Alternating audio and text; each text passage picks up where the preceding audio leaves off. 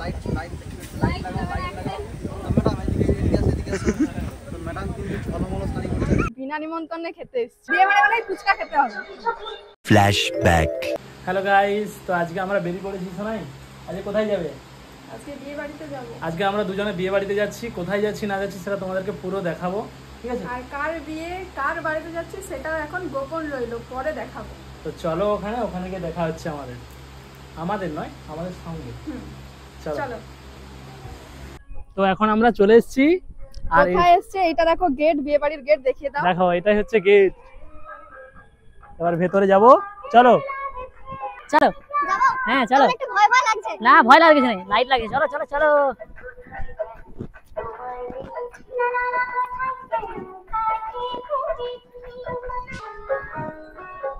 একটা কথা বলি?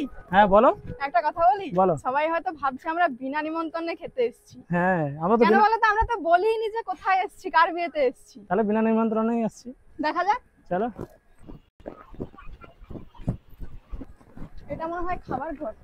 হুম? এটা মনে হয় খাবার মানে আগে খাওয়ার চিন্তা পড়ে গেছে তোমার? অবশ্যই, বিয়ে বাড়িতে তো মানুষ খেতেই আসে। আচ্ছা ঠিক আছে চলো। তারপরে আমরা ছুটতে ছুটতে চলে গেলাম মেন গেটের দিকে। আমরা যেহেতু একটু আগেই পৌঁছে গেছিলাম, তাই গেটের সামনে দেখো খাবারের স্টল দেওয়া শুরু হয়ে গেছে। এই যে এবার দেখো। বুঝতে পারছো? দেখাও কেমন আছো বলো?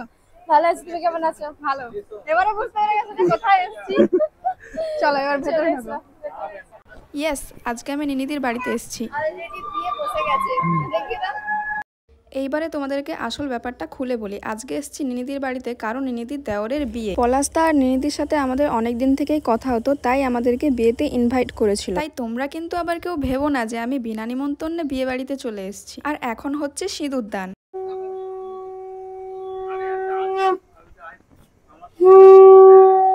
হরিবোল হরিবোল, জীবনটা পুরো তছনছ হইয়া গেল রে, যেমন আমারটা হইছে।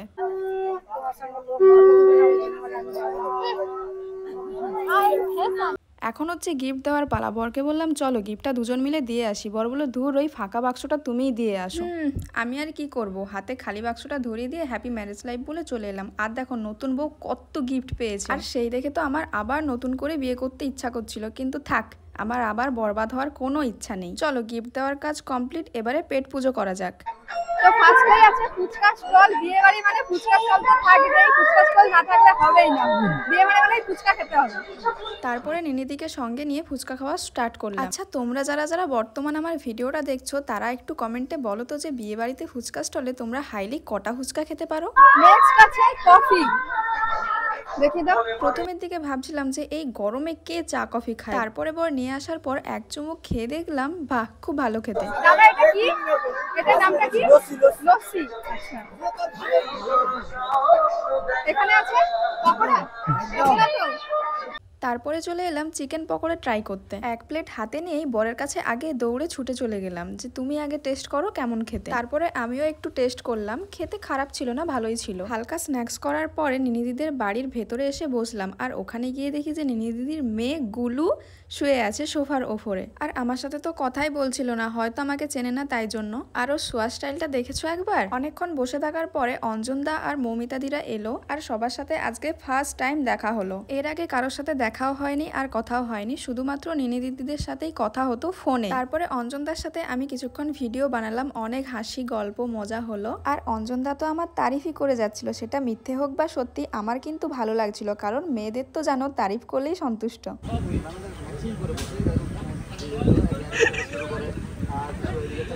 কিন্তু ব্ল্যাক ব্ল্যাক আর শাখাটা কি ব্ল্যাক হবে না হবে না? শাখা কি ব্ল্যাক? সরি আমি ভুলে গেছি। শাখা কিন্তু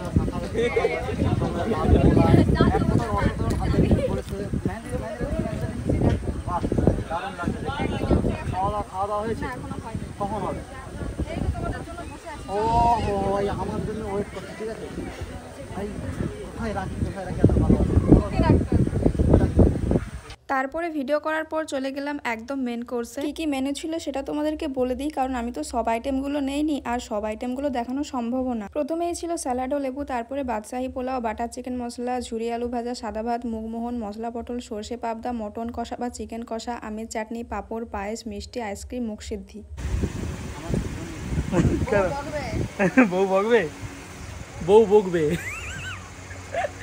তারপরে অঞ্জনদা আমার সাথে কিছু ফটো তুলছিল, আর কিভাবে তুলবে বুঝতে পারছিল না বলে আমি হাসছিলাম, আর বড় আমাকে কিছু ফটো তুলে দিচ্ছিল। আমরা কিছু গ্রুপ ফটো আর গ্রুপ ভিডিও করে তারপরে আমি বাড়ি চলে আসি। ছাড়তে ইচ্ছা হচ্ছে না, রাখতে ইচ্ছা হচ্ছে। আবার নেক্সট টাইম। ঠিক আছে, সাবধানে যেও, এই একটা কল করে দিও। অনেক রাত হয়ে গেছে, কিছু করার নেই, বিয়ে বাড়ি মানেই রাত হবেই। ঠিক আছে, আসি? হ্যাঁ, টাটা।